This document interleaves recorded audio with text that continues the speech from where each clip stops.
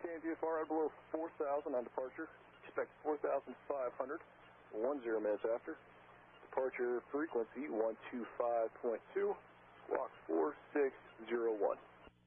Saratoga 847 Bravo, maintain VFR out or below 4,000, expect 4,500. Departure 125.2, squawk 4601. 47 Bravo, read back is correct.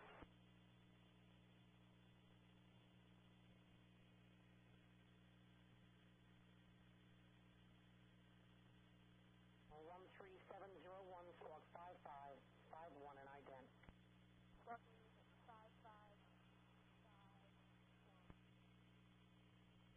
Kilo radar contact 5 miles south of Harcum, BOR, altimeter 3017.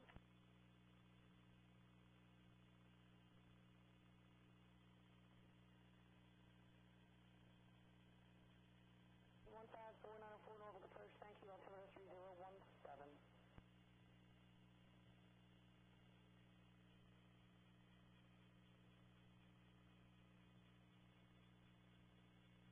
Zero X-ray Lima, thanks, sir. Saratoga 8147 Bravo, taxi information vector for signature. 8147 Bravo, runway 23 to Foxtrot, intersection departure, taxi via Alpha, Foxtrot, cross runway 32. Via Alpha, Foxtrot, cross runway 32, Saratoga 8147 Bravo. A few minutes ago that we were completed our work over at Newport News and proceeding to the next location. 9 Romeo X-ray, affirmative. Okay, thanks. 622 Quebec Tango, you're in the vicinity of Newport News. Say your destination, type aircraft, and altitude climbing to.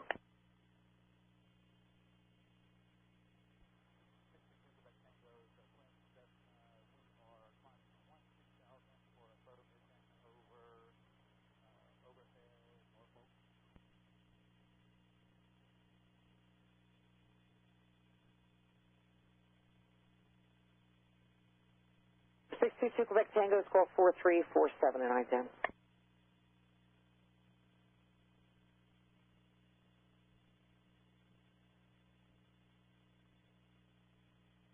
C47.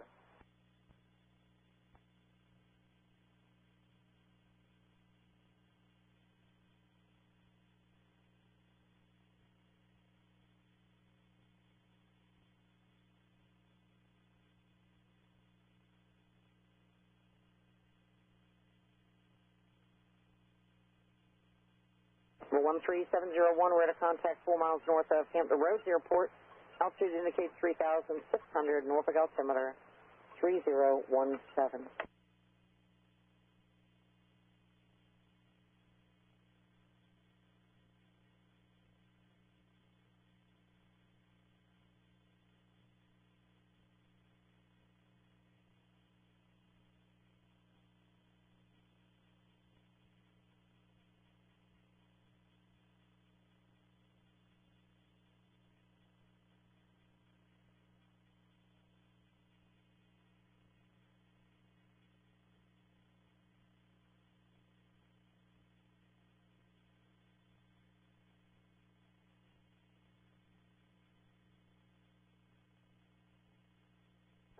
Quebec Tango, we're at a contact about 6 miles west of Navy Chambers, altimeter 3017. 017 to Quebec Tango. Yes, appropriate altitude, VFR altitude plus 500, please. A 12.5, but we prefer 12,000 if able.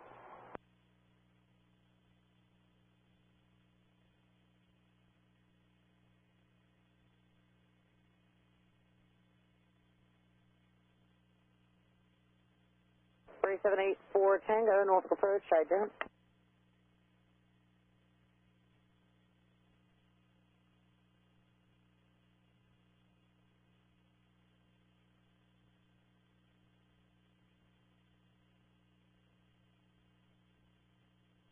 And number 2 Quebec Tango, you were cut out, say again.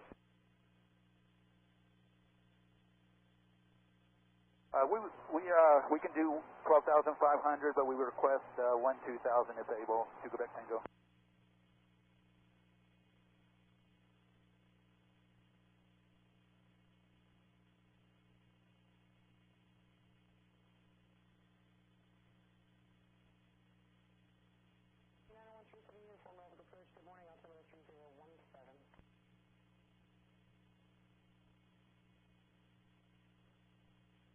First cut, 13701 is over KPD.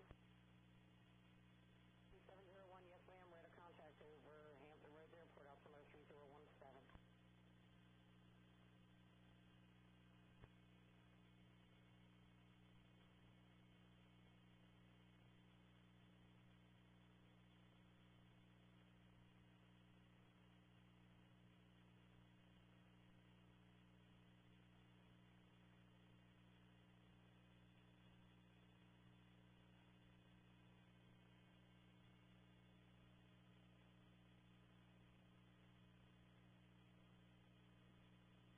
Saratoga 8147 Bravo, take off 23 at Foxtrot. 8147 Bravo, Norfolk Tower, fly runway heading, runway 23 at Foxtrot, clear for takeoff.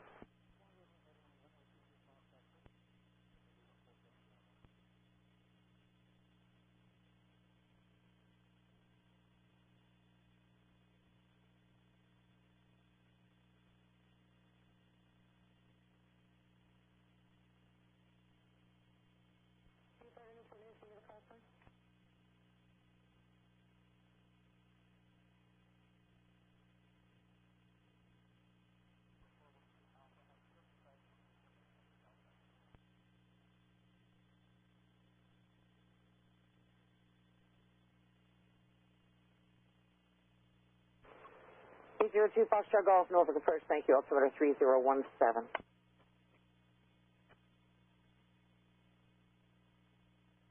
Romeo X-ray, finished our work here. We're proceeding over towards Suffolk County for another line. 259 Romeo X-ray, roger. There's traffic 12 o'clock, 3 miles northeastbound, VFR Cherokee 3500. 59 Romeo X-ray is looking. For 412 Alpha, advised prior to commencing a descent.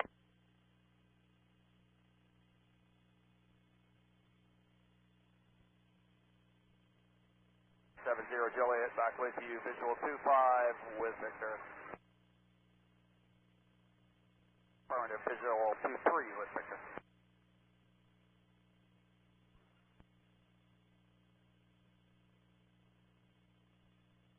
And Romeo X-ray, you're proceeding to Suffolk. Let's do a line, a little quick mile and a half long line. Yes, sir, thank you. Number 8784 Tango, contact Washington Center, 123.85.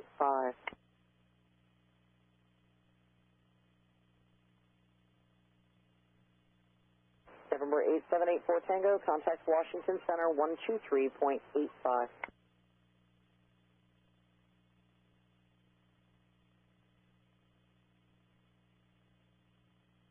Good morning, Saratoga 8147 Bravo, airborne passing 1.4 for 4,000 VFR.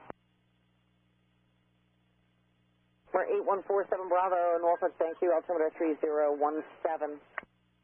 Altimeter 3017, 8147 Bravo. Altimeter 3017, you're landing Franklin? 3017, we're doing a practice approach into Franklin.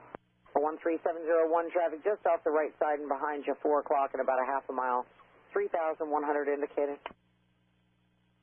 8147 Bravo looking. Nope, that was for 13701.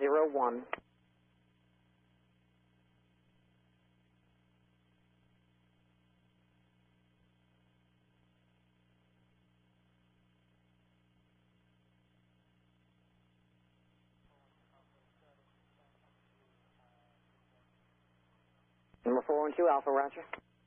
Take 11 Norfolk approach, altimeter 3017, Delta is current, say request. And Norfolk approach, Cessna 360. ATEC 11, you want the ILS, which approach? ATEC 11, you can expect it. The center maintains 7,000 for now. 15494, go direct to first flight. If that's possible, the RNAV 23. 23 approach, information whiskey is current. Hall, and we'll be getting information whiskey 494.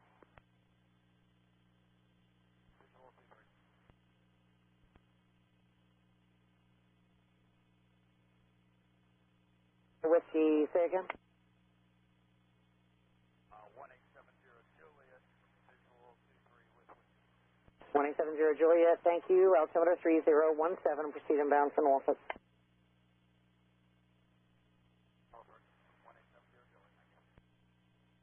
For 529 Juliet Kilo, it's going to be traffic departing the Navy base, heavy MD-11, climbing up to 16,000. Number 375 Gulf, contact Washington Center 132.02.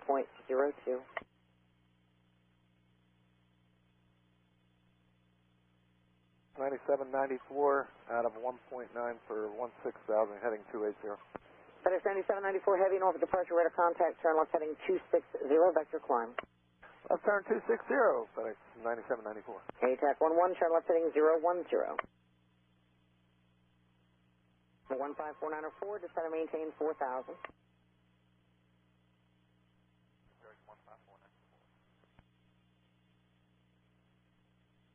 And 1870 Juliet, we have Norfolk in sight. 170 Juliet, contact Norfolk Tower 120.8, enter our right base for runway 23. Right base for 23, over the tower. Have a good day. Thank you. Bye. News. 529 Juliet Kilo, thanks, sir. There's 9794 heavy traffic off the right, 3 o'clock, and 3 miles southeastbound, Skylane, 3,500 feet, heads you in sight. Air 06, runway 23, clear to land.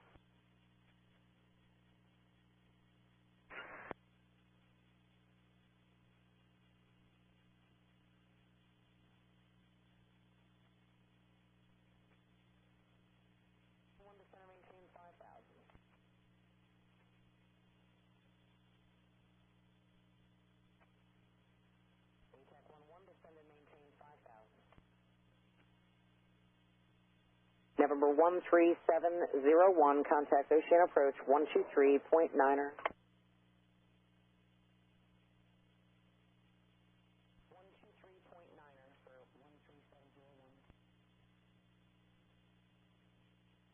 3794 heavy, turn right direct Wakes intersection, Washington Center 132.02.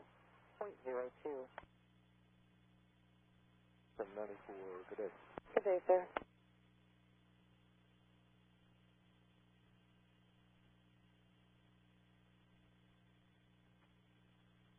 And to Quebec Tango, what is your type aircraft again? For 622 Quebec Tango, say type aircraft.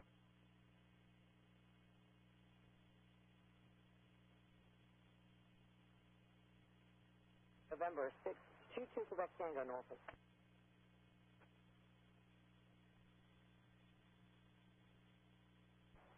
Quebec Tango is a Cessna 310. 47 Bravo, currently runway heading request on course 270.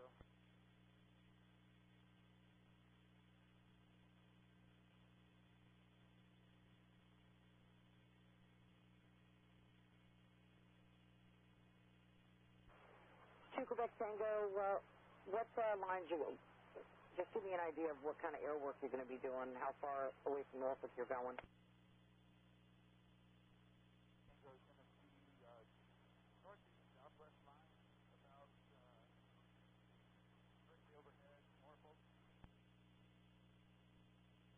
A147 Bravo, proceed direct Franklin. What approach do you want? 7 Bravo, say approach request at Franklin. RNAV 27 approach to Franklin. How will that approach terminate?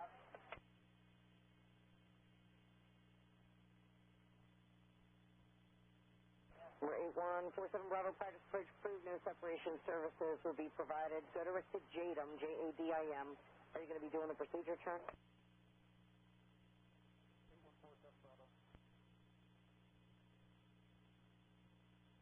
Number 523 Charlie Delta, contact Potomac approach 126.4.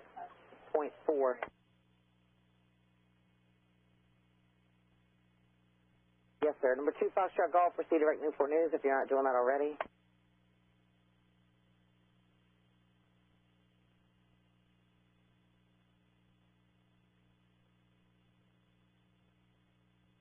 Number 2 Foxtrot Golf, proceed direct Casper. 2 Alpha, contact Newport News Tower 118.7.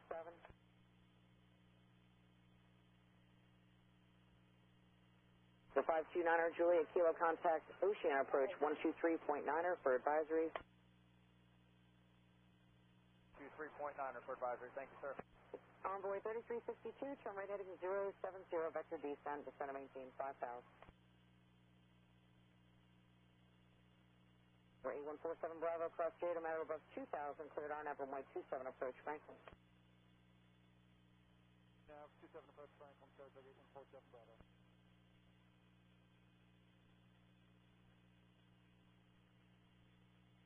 Cessna 2 vectoring, I can grab my jobber. What do you have, second? 359 Romeo X-ray, thanks sir, I understand you're going to Richmond VFR.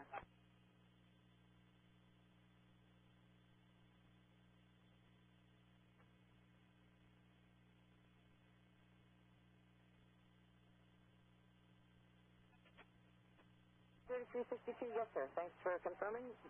Descend and maintain 5,000. 15494, descend and maintain 2,000. 15494. We'll approach down there too. 494.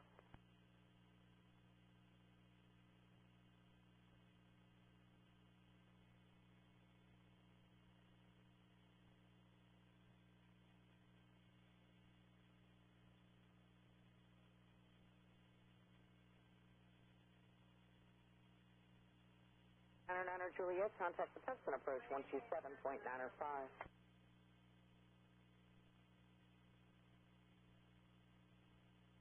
Check 11, turn right heading 070.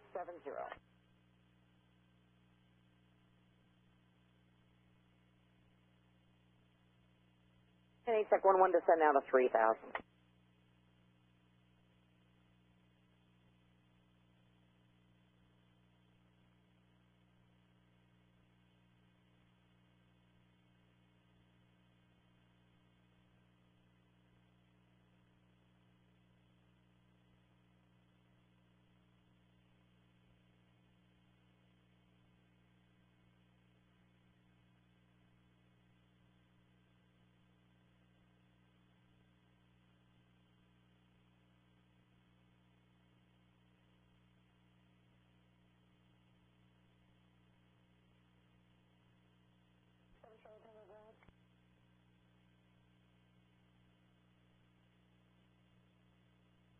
Zero Juliet, you can left turn on Foxtrot, taxi to signature Foxtrot Alpha, cross runway 32, and remain distributed. The signature cross runway 32 with user frequency 170.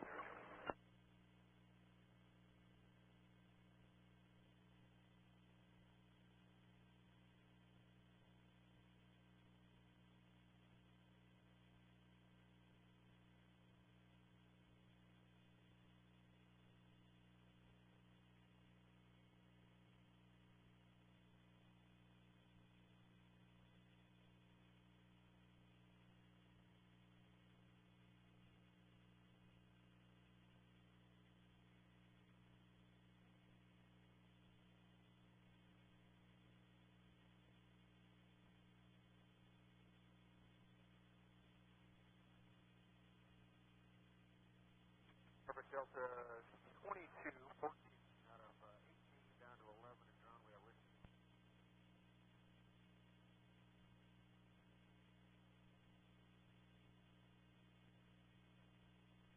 Delta 2214 over to first, thanks sir, altimeter 3017, heading 070. 070 heading 3017 on the meter, Delta 2214. 359 Romeo X-ray, do me a favor, reset the transponder 125346.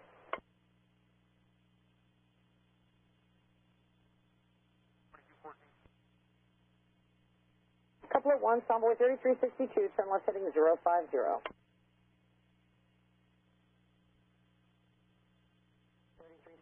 turn left heading 050. 50 runway 3362. Malibu 60410, Norfolk approach, altimeter 3017.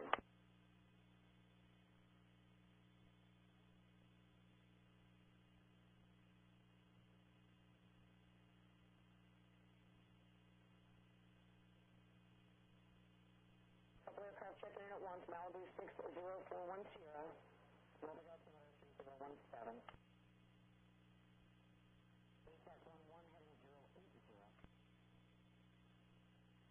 Number 15494, turn right turn, heading 260, join the RNAV final unless you're just joining up from J-Hall. Join the inbound to the RNAV 23494. You're making the turn there, 15494, cleared RNAV, runway 23, approach, Norfolk Tower 120.8. 3494.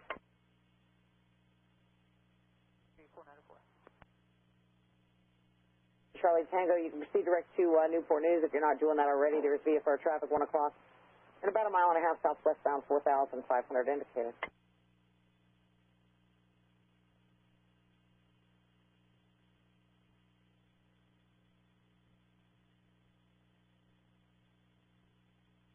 Three Foxtrot Golf, Norfolk departure, radar contact, altimeter 3017.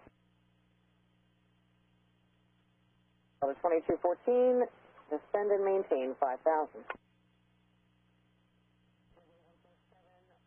Radio service terminates about 14 miles east of Stinson.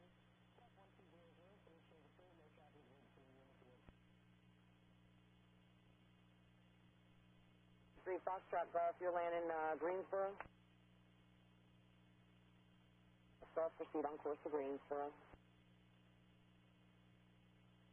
Tax 11, turn left heading 340, descend and maintain 2,000.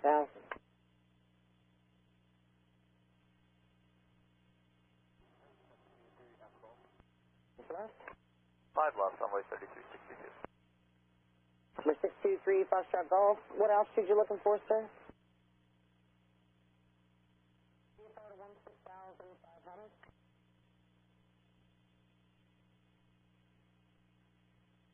Correct, Cessna 622 Quebec Tango is on our first line northeastbound. Stop, please.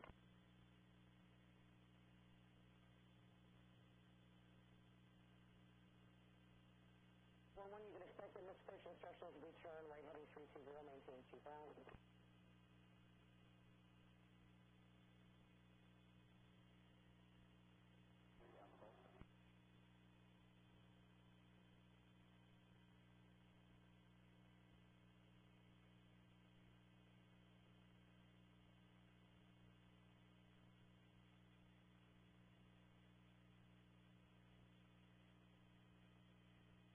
Perfect, Cessna 2 Quebec Tango is on station northeastbound.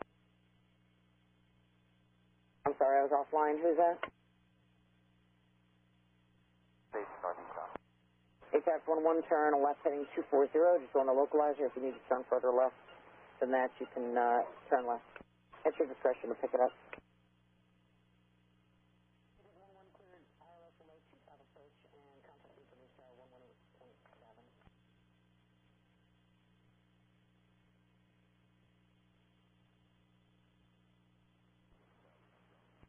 3362, turn 5 degrees left. 5 left, runway 3362. Got a 2214, setting 050. 050, 2214. 235524 Norfolk approach, altimeter 3017. Whiskey is current, heading 070.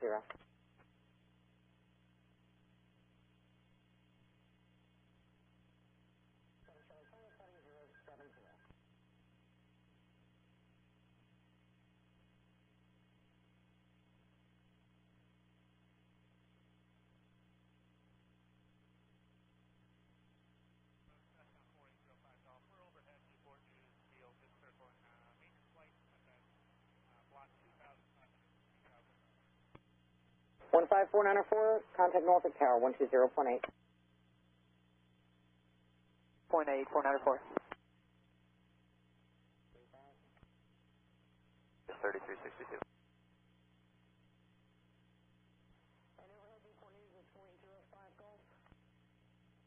Four is inbound on the RNAV 23, low approach only, and then we're heading to first flight. Cherokee 15494, Norfolk Tower, wind 280 at 6, runway 23, clear for the option. Clear for the option, 494.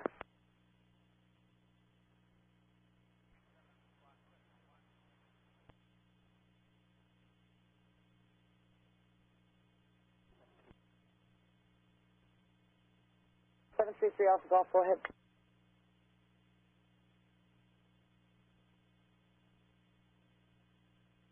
You go over to Newport News Tower, looks like juncture.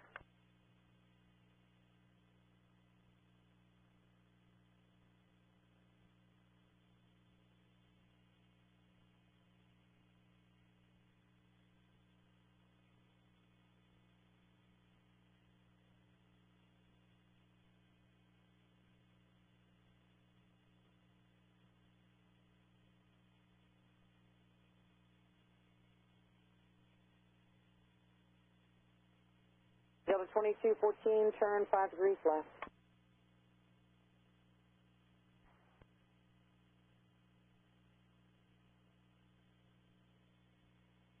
Reaching 5524, descend and maintain 5,000. Navajo 3590 Romeo X-ray, contact Potomac approach 126.4 for advisory. Yes, sir. Seminole 63 Foxtrot Golf, contact Washington Center 132.02. Lane 405, glass at a contact over Newport News, altimeter 3017. 362, descend and maintain 2000. 2000, runway 3362.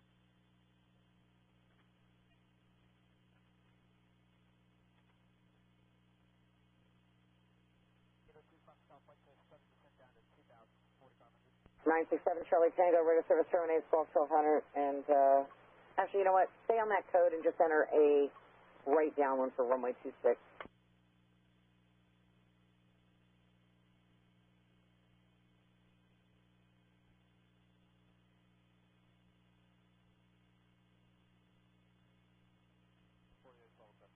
Tech 11, Norfolk departure, radar contact, maintain 2000.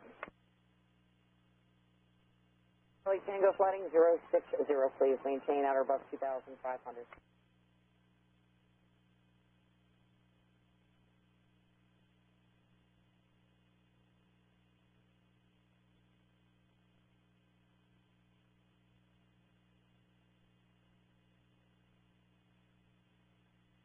Norfolk approach, thank you, altimeter 3017, expect vectors runway 25.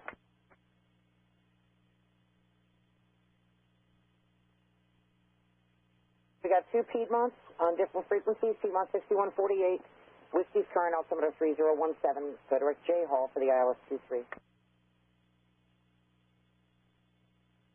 Envoy 3362, turn left, left turn heading 270. Delta 2214, descend to 3000. 3000, Delta 2214. 5524, turn left heading 045. Piedmont 6118, descend and maintain 6000, flighting 010.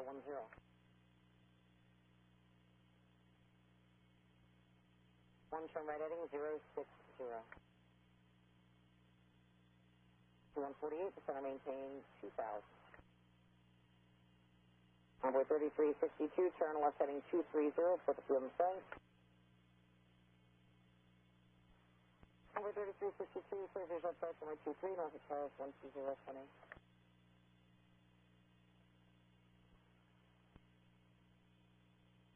Timing 32,200. Cherokee 154904, radar contact. For the fighting 160, for now, it'll be a vector for the station.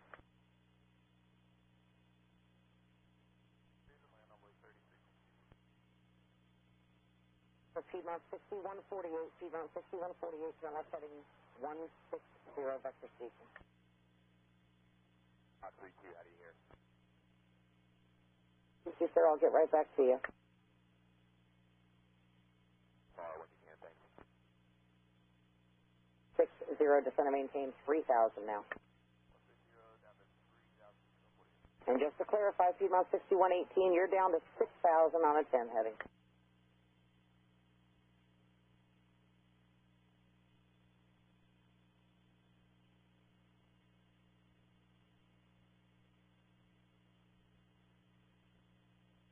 For 2214, the traffic you're following is at 11 o'clock and about 5 miles, staying at 1,800 feet in Embraer.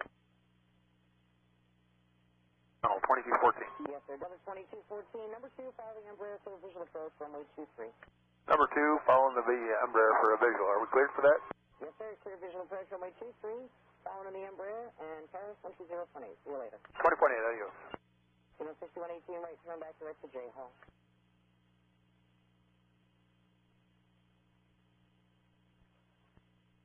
Piedmont 6148, proceed direct J Hall, Piedmont 6148.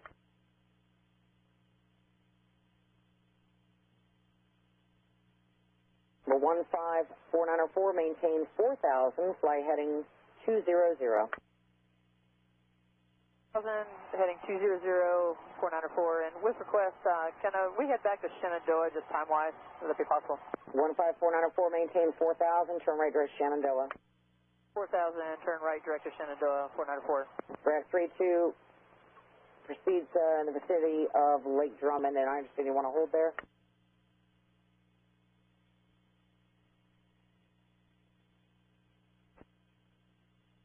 Greyhawk 32, affirmative, cancellation of IFR received, proceed direct Lake Drummond, hold over Lake Drummond, 8,500, block 10,500.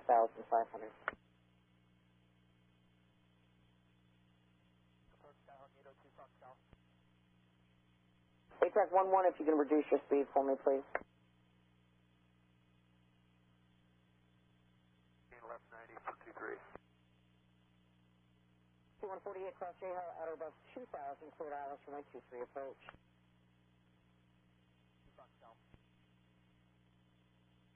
Number 802, Foxtrot Golf, cleared ILS runway 25, practice approach, and Newport News Towers 118.7.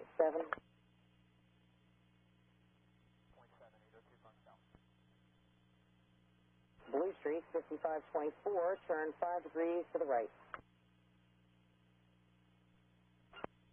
Blue Street, 5524, reduced to 210 knots for sequence, please. Speed 210, Blue Street, 5524.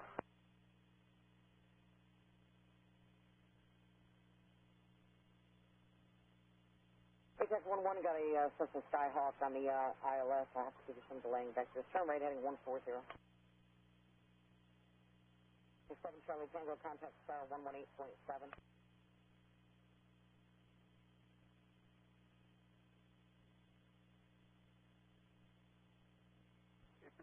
Hotel at the clearance on approach to maintain VFR out of below 4,000. Expect 5,500, 10 minutes after departure. Departure frequency 125.2, block 4623.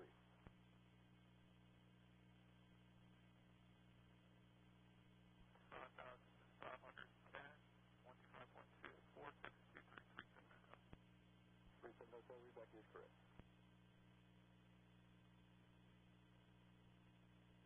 North 6118, heading 360, vector descent. Descend and maintain 4,000.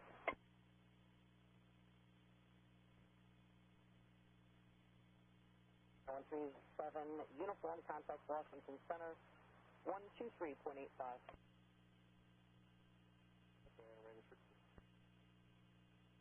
Okay.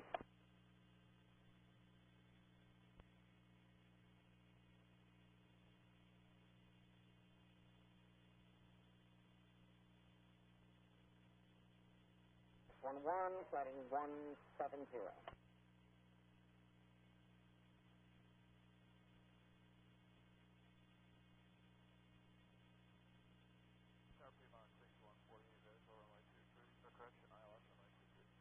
Fremont 6148, Norfolk Tower, wind 280 at 5, runway 23, clear to land.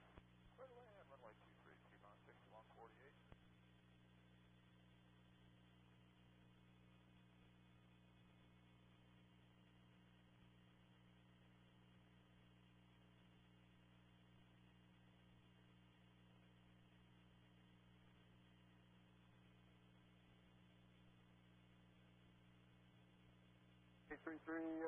Hotel, North Big Ground, runway 23, Foxtrot, intersection departure, taxi via Alpha, Foxtrot, cross runway 32.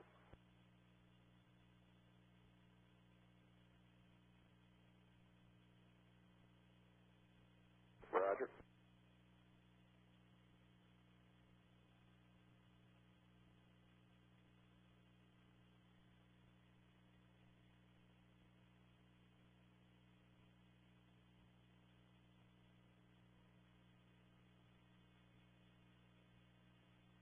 Zero 05 Golf, flighting 070, heavy approach terminate.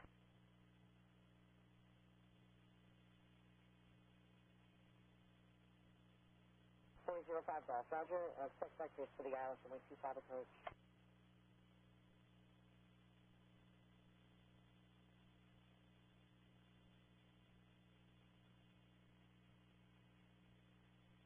Boy Street 5524, descend and maintain 3,000. And 15494, what altitude you want to go back to, you want to go to Shenandoah? 15494, climb and maintain 8,000.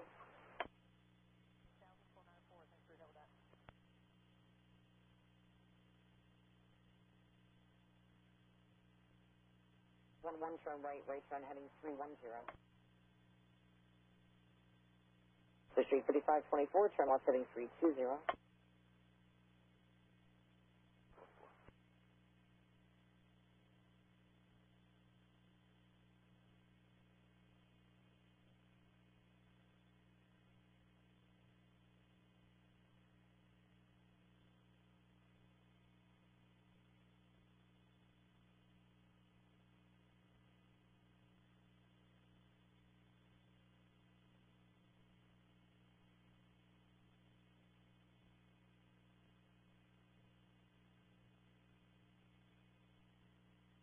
Alpha and off departure with a contact. Maintain VFR at 2,500 for now.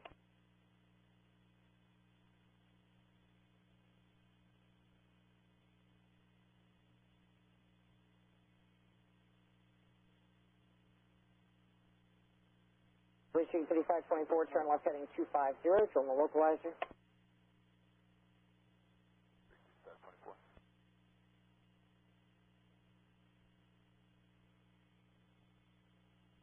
Street, I'm sorry, Piedmont 6118. Piedmont 6118, turn right heading 060. Pass 11, turn left heading 280, from the localizer. 14 to final approach speed if you would please. Street 5524, cleared ILS runway 23 approach, towers 120.8.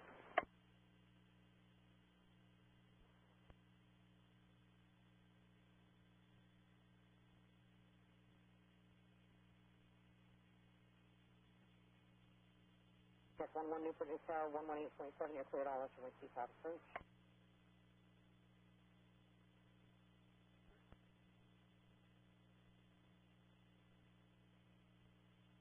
Who's that? Blue Street 5524, ILS 23. Blue Street 524, Roger on 23 and 280 at 6, clear to land. Clear to land, runway 23, Blue Street 5524.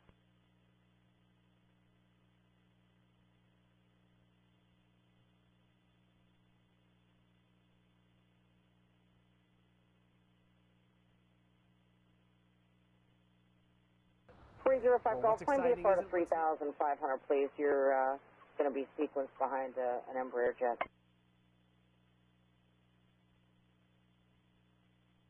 Piedmont 6118, descend and maintain 3,000.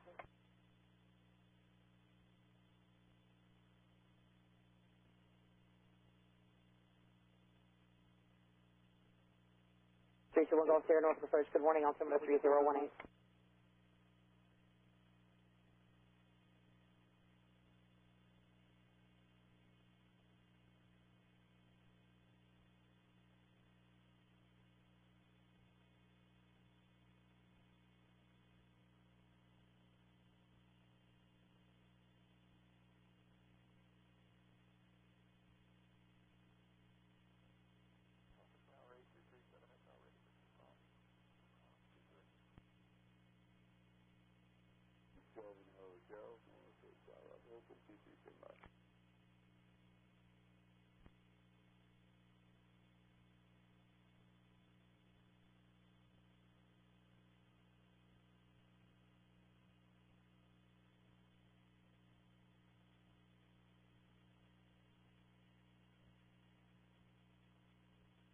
Go 6148, right on Bravo, charge to the ramp, this frequency.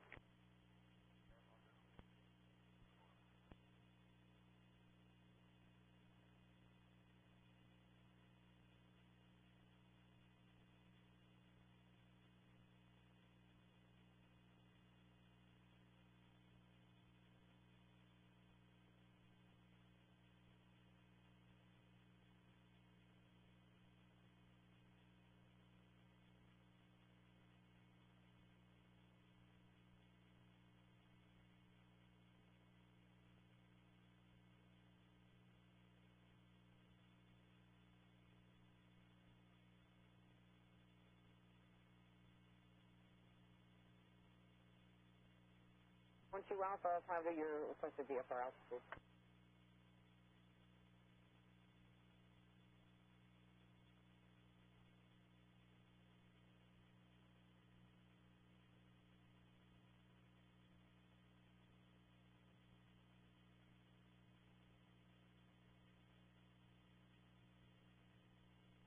Piedmont 6118, turn right heading 160.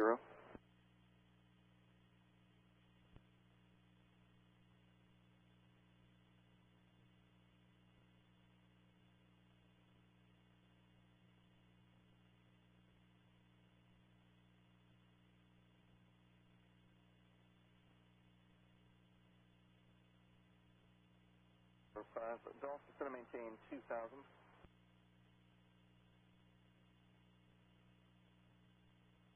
G to plus 14, I think, and he will pull for few seconds 12 positive Gs. He'll go to -5, I think, during the course of this, but the roll rate of that MXS is over 540 degrees each and every second. Look at that, the 4-point hesitation roll, that up the 45. Now watch him as he continues to roll. He'll pull up. Now he does the outside shoulder rolls on that and turns it into a tumble. Now the thing about the airplanes that we are seeing flying today, the airplanes like this MXS and the extra 330 SC that Michael Julian will also be flying as he does the Sidewinder right there going sideways, is that they have very, very light airframes made possible because of carbon fiber. And so we have a very, very lightweight airframe, very, very durable, able to take very high G loads, and a very powerful motor. 355 horsepower on this as he snap rolls on the way down, dives down. He's got a surface level waiver, so he'll roll out and go inverted only about 75 feet off the ground right there, and that little wing wag means he is done, and he will be back. And if we had a crowd here, I'd be saying, how about a nice round of applause for Scott Francis? But you can do that at home if you like. But we've got a gentleman now who we want to welcome, and he is Admiral John Meyer. And Admiral Meyer, Rear Admiral Meyer, welcome to here. Thanks. We're glad to have you here. You are in charge of all of the Atlantic Fleet, right? All of the aviation forces in the Atlantic Fleet. So all the aircraft carriers, roughly 45,000 personnel and about 800 aircraft. Wow! And so you got this is part of your domain, if you will. It is. You mentioned this is the master jet base earlier, and this is where we do all of the training on the East Coast for our VFA pilots. But we also, behind us here, have all of the fleet squadrons as well. And you were a guy from Export, Pennsylvania. Where is Export? Yeah, Export's just outside of Pittsburgh, so it's a pretty small town, a lot of cows, a lot of corn, and I grew up aspiring to join the Navy, and then grew into the naval aviation. Now, what was it that inspired you to get in the Navy? From you got the Ohio or the Monongahela and the Allegheny Rivers coming together to make the Ohio. That's not much of an ocean. It's not much of an ocean, but it's the pride in our country and patriotism, I think, endemic in that region of the country, and the work ethic of the people around there, I think, really imparted or transferred to me as a young man, and that's why I joined. But I will tell you why I stayed. Why? Is to make a difference. And to make a difference not only in the individuals that I serve with, but in the Navy itself. And that's pretty aspirational as a young junior officer, but after 34 years in uniform, that sphere of influence is pretty big. And now as Naval Air Forces Atlantic, it involves all of the changes, what I'd like to say is disruptive changes and innovation necessary to make our Navy keep it as the best in the world. And among the things that you were able to do, you were the first commander of the USS Gerald R. Ford? I was. It was a fantastic tour, and absolutely loved it. From the ground up, the opportunity to build that crew and the culture and the fabric, and it drove home the point to me that the technology is fantastic. When we see the aircraft fly today, when we see our aircraft carriers at sea, truly impressive technology. But we have yet to make an aircraft or an aircraft carrier that operates and maintains itself. The men and women that operate on board that ship or in our squadrons to make these aircraft fly, truly our nation's most precious resources. So as those resources, your sphere of influence, even though it's big, just goes right down to that new young sailor who is trying out the Navy. Absolutely, and that opportunity to welcome them aboard the ship, some the day they walked up the brow of the ship, to meet them on the brow, and there's the start of their journey in the operational Navy. I will tell you, I'll never forget those faces, those names, and it was the most rewarding tour I've ever had in the Navy.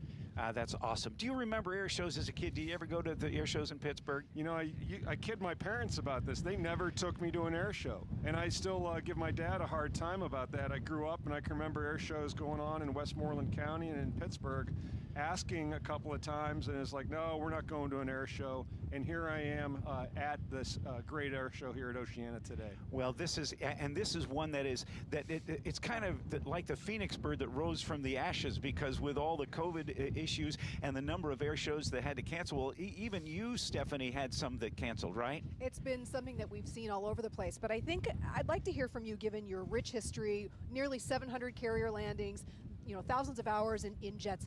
But what is a professional accomplishment that you are proud of, and how does the air show fit into showcasing the things that you are most proud of? Well, I think the air show gets to showcase the hard work, the passion, the years and years of training that go into making these pilots. But again, these aircraft do not fly unless all those squadron maintainers are maintaining the aircraft properly, servicing it, and ensuring it's safe for flight. That's the key to this. The aviators really get the fun part, quite frankly. They get to go out and fly these high-performance, multi-million-dollar aircraft, and the hard work, like most situations, is behind the scenes. Very good point. Admiral, thank you for allowing us to put this together here on the Master Jet Base. Even though we don't have an audience here, we have an audience worldwide, and hopefully we can help bring the word of the quality people and the quality and of the service and the importance of the United States Navy to the people of the world who are watching. Well, you're most welcome. Thanks for the opportunity. And even in a COVID environment, although we can't have the flight line crowded with people, we can show it live on the internet, but it's important to drive the point that we haven't stopped training, we haven't stopped operating, and the men and women that operate and maintain these aircraft, they're still doing their job. Thank you, Rear Admiral John Meyer. Thank you, Admiral, very, very You're much. welcome. Appreciate it. Thank you, sir. Wow, what a time we've got to have here. In just a couple of minutes, we're going to be going to our air power demo coming right up. But Steph, this is this Master Jet Base. It's huge here, isn't it? It's 24/7. They're not kidding. I thought to myself, I'll sleep in the other day. That's not happening, because you've got jets rolling at all hours. And just to have an opportunity to spend some time in the tower and to talk to the folks who make this all happen, it's been very special. And we have so many amazing demos, and we are right on the cusp of getting ready to get started with one. We are indeed. Now, I'm hoping that Stocker's going to turn around and turn me loose to get started on that. I see it. I think we got it. Well, tell you what we're going to do right now on behalf of the Commander, Strike Fighter Wing Atlantic, and the commanding officer here at NAS Oceana. We are proud to present to you the 2020 Naval Air Station Oceana Air Show Fleet Air Power Demonstration. In today's demo, FA-18 aircraft from squadrons based right here on board your Naval Air Station Oceana will display the incredible flight characteristics of the Super Hornet while performing tactical maneuvers employed every day by Fleet Strike Fighters aviators across the Navy. Hailing from our sister station in Norfolk, Virginia, is an E-2 Hawkeye, or Hummer as is known to the fleet. From VAW-121, the Blue Tails, Ed will also make a special appearance. The Hawkeye is a high-wing, all-weather carrier and shore-based airborne early warning and control aircraft. Now, on screen, I want you to look there. Those are two FA-18 Super Hornets. Watch as Lieutenant Bonsai Landerholm and Lieutenant Cheese Kapachansky prepare to run up their two General Electric F414 turbofan engines to maximum power, producing over 44,000 pounds of thrust. To give you an idea what 44,000 pounds of thrust is, that's equivalent to an impressive 140,000 horsepower. Let's watch and listen as they start rolling down the runway, followed by their high-performance takeoffs.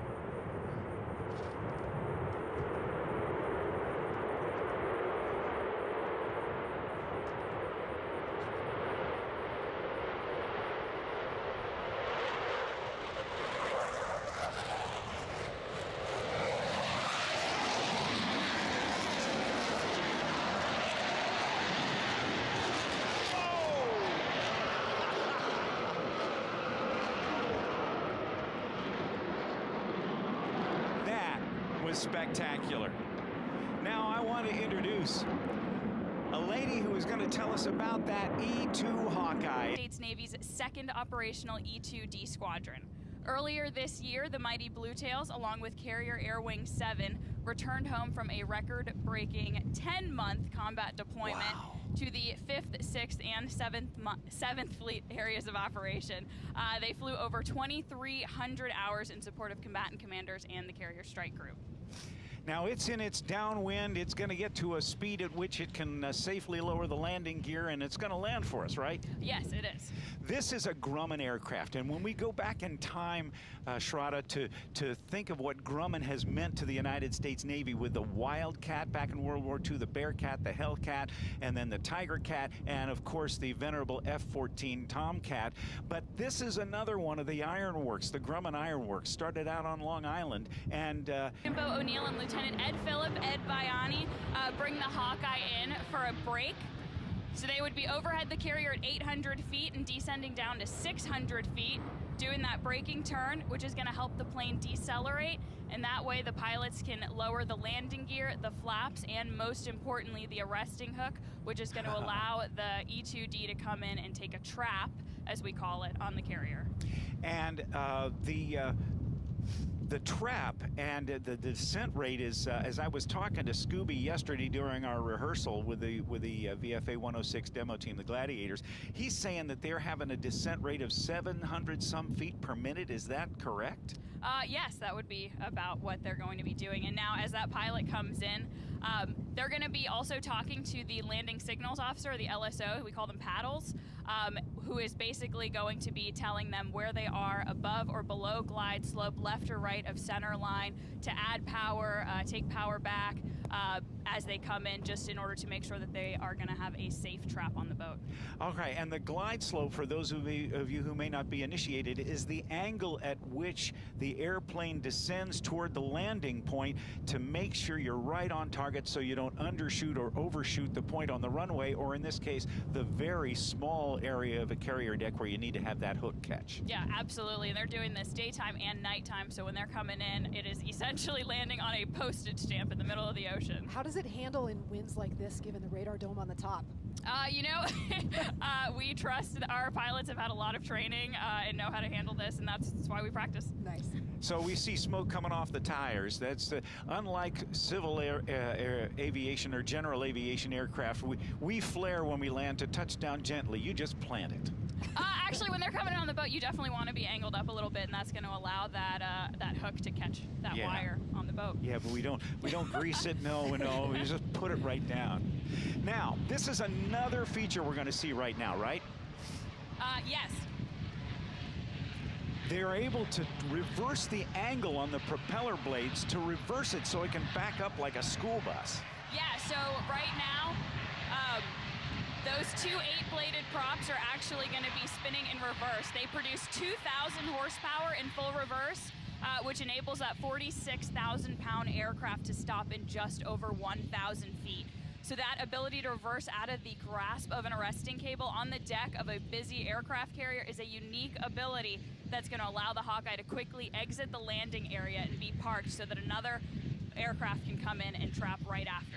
Now we saw another. This is a wing folding mechanism that was started by Grumman to fold them back, but that helps. That's very important on the carrier. Yeah, absolutely. Space is very, very limited, and so in order to park that aircraft and to just be able to maneuver it around safely, that Hawkeye is going to fold all of its wings. In one of the pieces coming up, you'll actually see it on the carrier, folded into the tiniest little package, just tucked right away, and it's a vantage that we don't often get to see.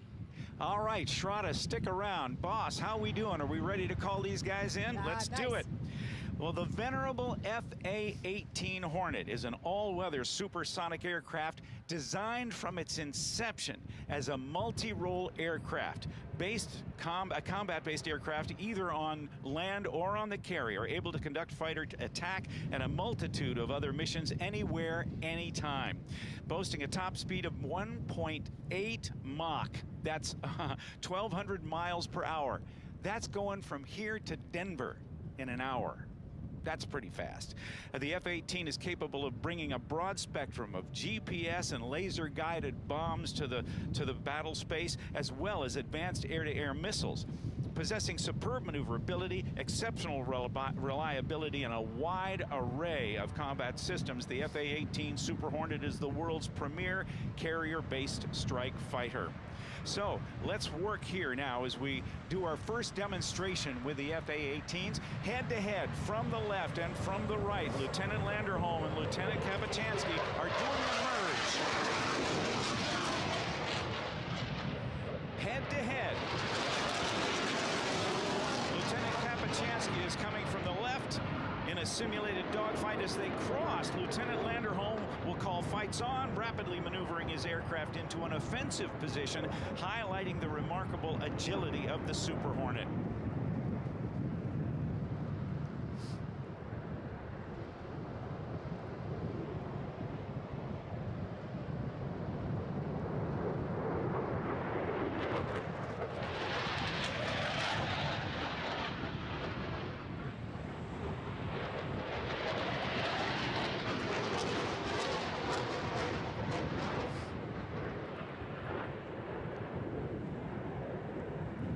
Now they will be back. Look at you. They'll be back in just a minute. And Shraddha, now we're looking down at your Hawkeye down to our right, and I think he's going to come back and spread those wings back out. That's a pretty wide wingspan for a carrier-based aircraft, isn't it? It's 81 feet, so when the wings are folded, it's down to about 35 feet. But it's 81 when they're spread, and they will hydraulically spread and lock in place prior to takeoff. Now, when they're with an 81-foot wingspan, with a limited space on board the deck of the carrier, landing has got to be such a, well, it's always a precision thing when you're landing on a carrier, but with that kind of wingspan, there's not a lot of extra room for error, is there? No, it is not. This aircraft has the largest wingspan of any of our carrier-based platforms, so. And you can see right now, those wings are spreading, the lock in place. Also with the E2, it's got a fuel capacity of 12,400 pounds, and that enables it to fly for approximately 5 hours. Just last month, though, the Seahawks at VAW-126 were the first fleet squadron to transition to aerial refueling, which is going to greatly extend the combat radius of the E-2D Hawkeye. And it's going to provide near round-the-clock coverage for our warfare commanders. It's been around for, what, 40 years? It's actually coming on its 60th year Whoa, now. Yeah. How did I miss that? This year is the 60th anniversary since the first flight of the E-2. Oh, my gosh. That's another testament to the name Grumman Ironworks, isn't it? Yes, absolutely. And also, go ahead, Steph. We actually do have a piece, a pre-produced piece that we could show folks if there's time for it now. I'm not sure what's coming up next in the demonstration. Don't want to miss anything. Let's take a look at it. All right. So our primary mission is to provide dominant tactical airborne command and control from the sea in support of our warfare commanders. That's our baseline mission, whether that is in defending the carrier. We could also be acting as communications relay in an offensive air support environment. So there's a lot of other aircraft that we're communicating with, and we're primarily communicating between airborne aircraft and our warfare commanders.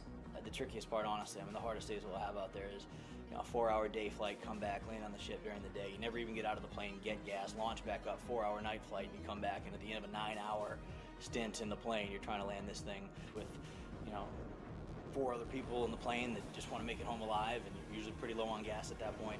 That's why we train to it nonstop. So we get pretty good at it, but it never gets easy. Daytime gets fun. You can get used to that. Nighttime is that's a whole nother animal that you don't get used to.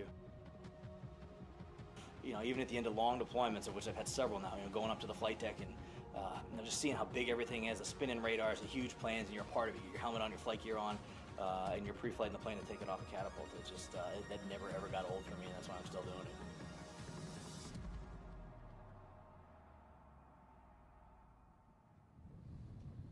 Well, we're going to move on to the next part of this demonstration with the two Super Hornets that we have, Roman 1 and Roman 02, demonstrating the F-18 and utilized in bringing weapons to bear on enemy ground forces. And we're going to listen to the simulated discussion between a Joint Terminal Air Controller, or JTAC, which will be played by our air boss, Ed Chandler, Stalker, as Stalker 1-4. He's going to be talking to the aircraft. Let's see if we can listen into what they've got for us right now. Roman, Stalker 1-4, go ahead with your check-in.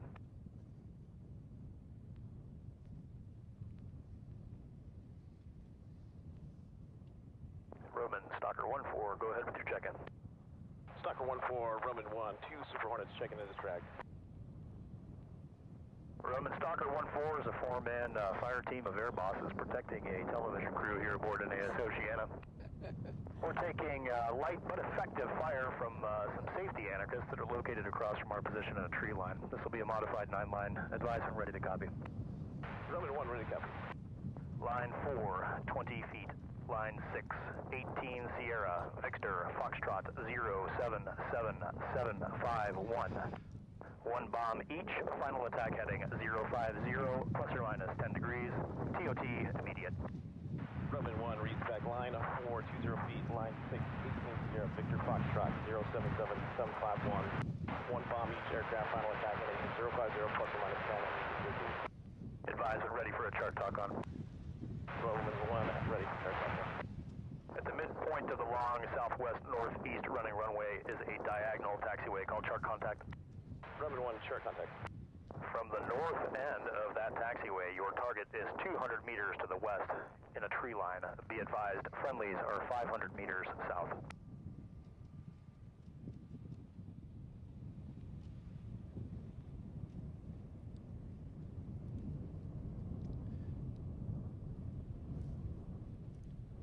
Now, in just a moment, we will be looking to our left. Whatever that does to your screen, we're going to be inbound. We're going to see Roman 1 and 2 inbound, and they're going to do what is known as a pop-up maneuver.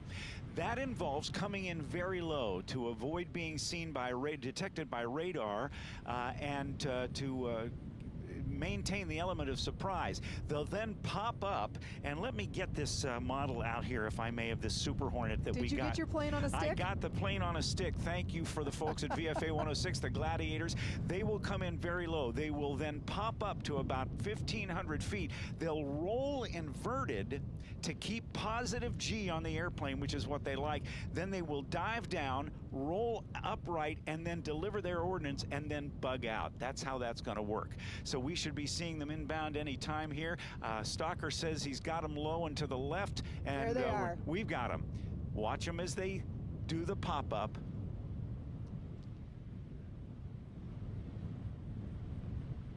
(1,500 feet, roll inverted, pull to keep positive G's on the airplane. Roman, clear hot, clear hot.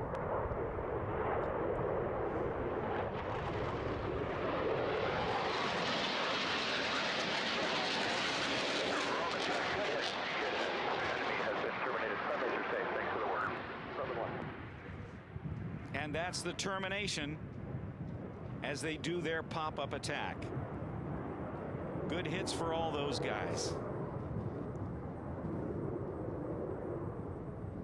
Now, Shraddha, we're still not done with you. We're going to do another takeoff of the Tracer, the E2D Tracer, the Hawkeye, nicknamed the is that an official name or a nickname now? It is officially the Tracer now. Okay. Boy, of all 60 years, how did I miss that? We're going to watch it take off here, and we'll see these 8-bladed props, and that's something that's different from earlier models too, because I know earlier models had 4-bladed props. Yeah, they did not have 8 blades, so that's definitely a new development. And in the back right now, these pilots are, as you can see, moving down the runway. They're going to take off, and they're going to return to their home base at Naval Station Norfolk, the East Coast Master Hawkeye base and the world's largest naval base. Naval Station Norfolk is home to the Greyhawks of VAW-120, the Bluetails of VAW-121, the Bear Aces of VAW-124, the Seahawks of VAW-126, and the Screwtops of VAW-123. who recently just returned home from a 7-month deployment along with the Eisenhower Carrier Strike Group, and they set a U.S. Navy record for 206 consecutive days at sea. So we're glad to have them back. Yeah, that kind of separation from family has got to be tough. But we're not done with them yet, are we? They're still going to, the Tracer's still coming back. But I want you to know, ladies and gentlemen, that what you've seen here in this very, very brief demonstration is just the most visible part of what your United States Navy allows it to be the most lethal strike force in history. Today's Navy is a diverse and cohesive combat team of nearly 330,000 volunteer sailors hailing from every corner of our country. They represent the very best and brightest of our nation, carrying on a proud naval tradition. And from the right, here come Cheese and Bonsai.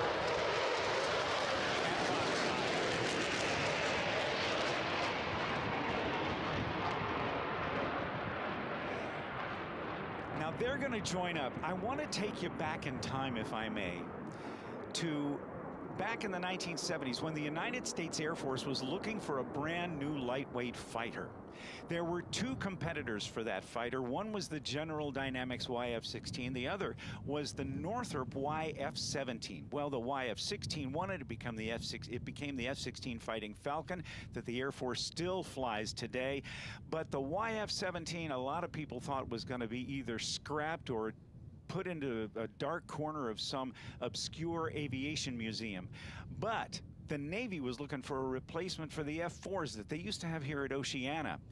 And they saw something in the YF-17 that was important as naval aviators and to have out there and over the ocean, and that was two motors. So the folks at Northrop got together with the folks at McDonnell Douglas and came up with what has become a very, very big winner for the United States Navy, the F/A-18 Hornet. And when the Navy needed new airplanes to replace the aging F-14 Tomcats, which were at the end of their service lives, taking over 100 maintenance hours per hour of flight, they looked to the proven design of the F/A-18 Hornet and came up with the Super Hornet. From the right, I want you to take a look at the Tracer and Bonsai and Cheese representing our Fleet Air Power demonstration for today in their salute pass, the V formation salute pass from your United States Navy.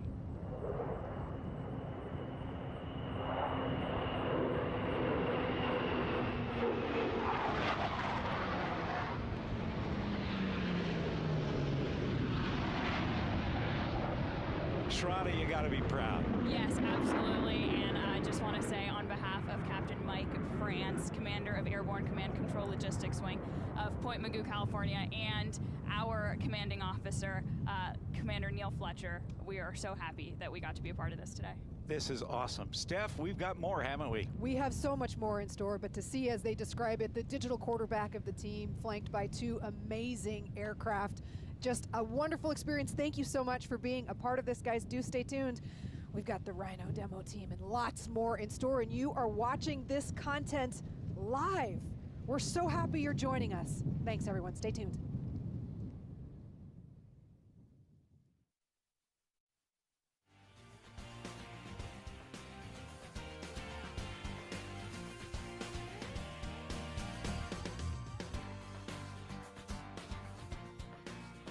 Lieutenant Josh Fitzpatrick, P3 and P8 pilot, Patrol Squadron 30. I am Naval Aviation. The 2020 NAS Oceana Air Show is brought to you in part by the Military Aviation Museum, Skydive Suffolk, and Hampton Roads Honda. Find your perfect ride at your local Hampton Roads Honda dealer today.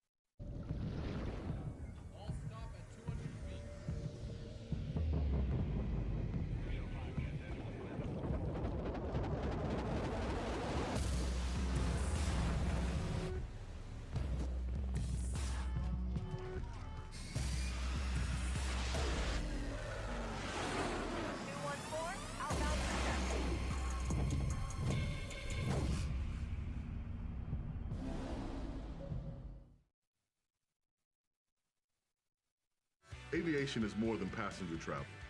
Essential cargo and supplies all need to be delivered around the world. And airlines need certified maintenance technicians to keep them flying.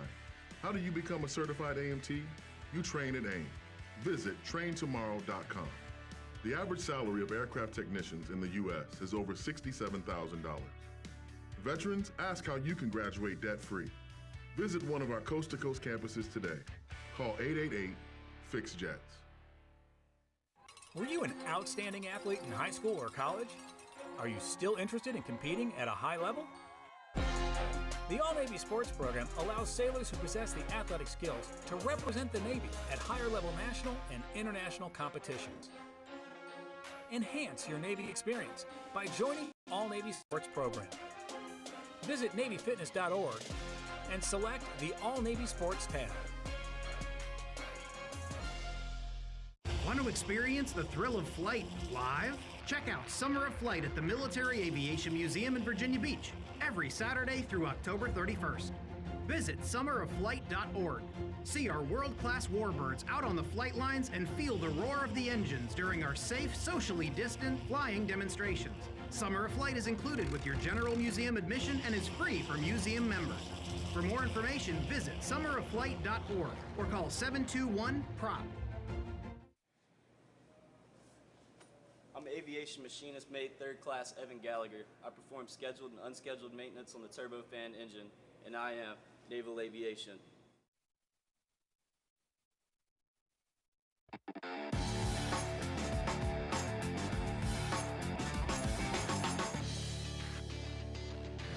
And we are now going to take a quick look, if we will, at the unit here that trains so many people. It's VFA 106. They are the Gladiators, and they have a huge number of airplanes here, more airplanes in their own squadron than some national air forces have. But let's watch this.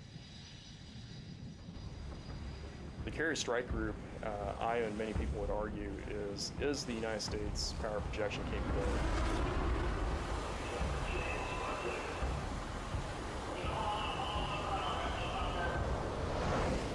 We can go anywhere in the world at the drop of a hat and project our power where it needs to go. So the impact is no kidding. If we don't have that ability to do that, we lose some of our deterrent capability, certainly lose some of our power projection capability, so it's absolutely critical what we do here.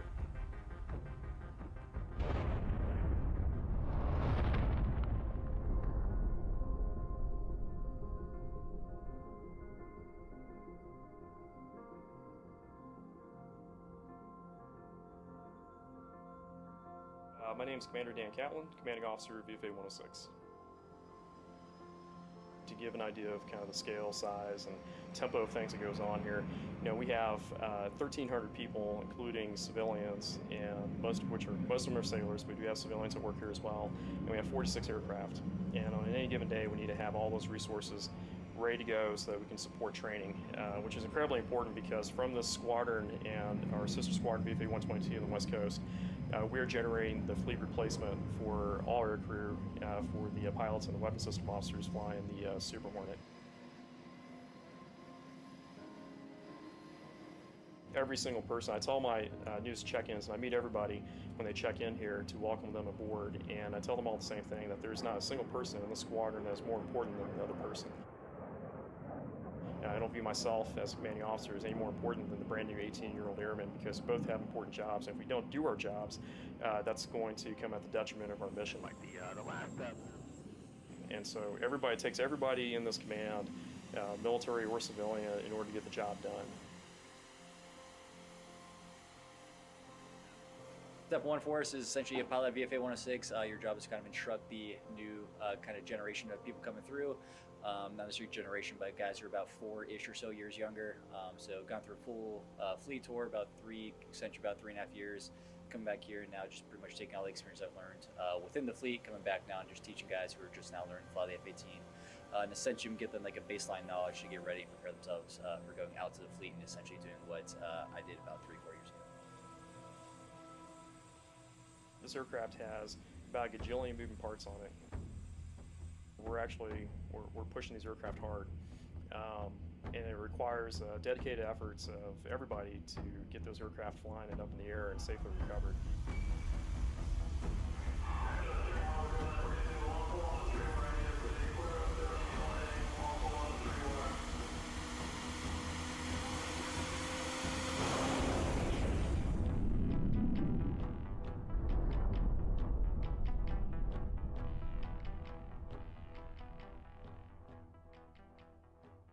And not only does the VFA 106 Gladiators train guys, they also have the demo team, and we'll be seeing them later. Let's take a look at this.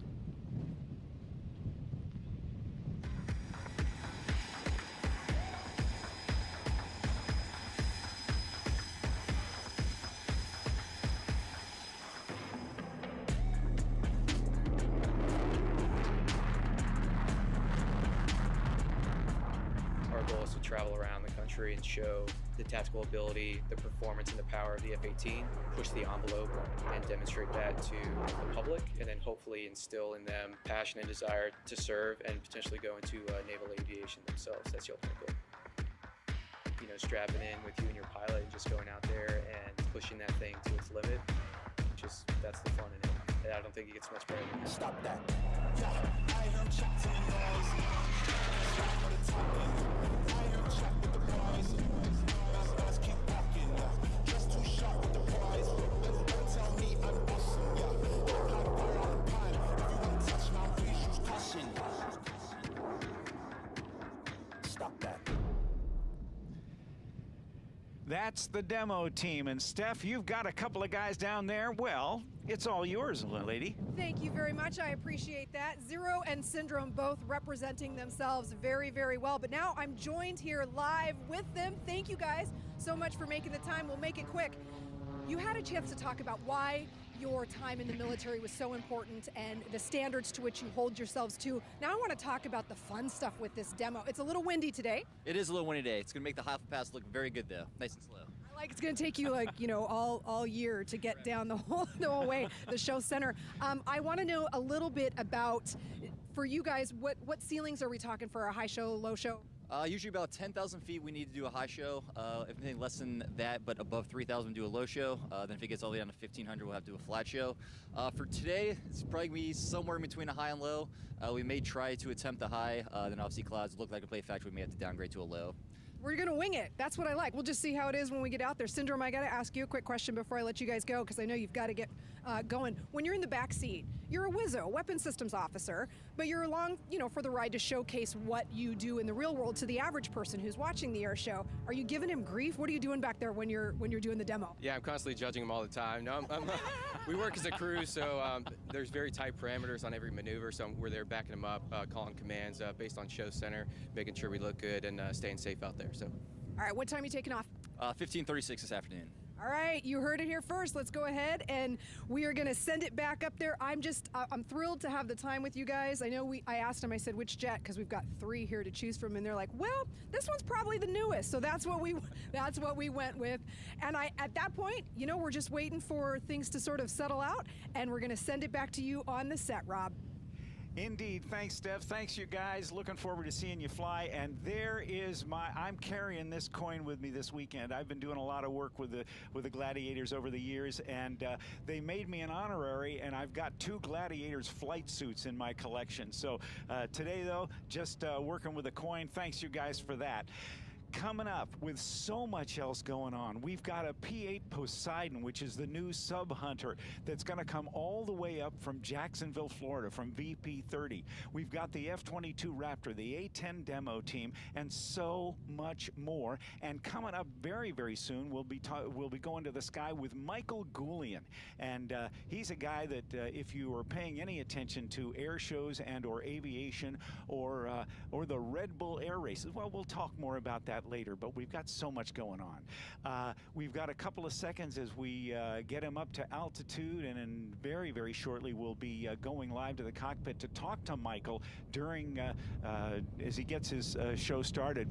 What we have here, and if you look at the sky around, we have some high clouds that are up around 12,000 feet, but down lower we've got some scud, if you will, that's coming in at about 2,000 to 2,500 feet, and that sometimes becomes an issue for the airplanes as they do their aerobatic maneuvers, because by FAA rules, we cannot have an airplane go into the clouds. You can go up and touch them, but you can't go into them. So that's the guy up ahead, and in just a moment, we'll hear our air boss, Stalker, as he turns the airspace over to Michael Gooley, and he's doing a little bit of a weather check right now, so Michael knows that he'll be able to be safe throughout his entire performance in his 330XC. That's a German-built aircraft.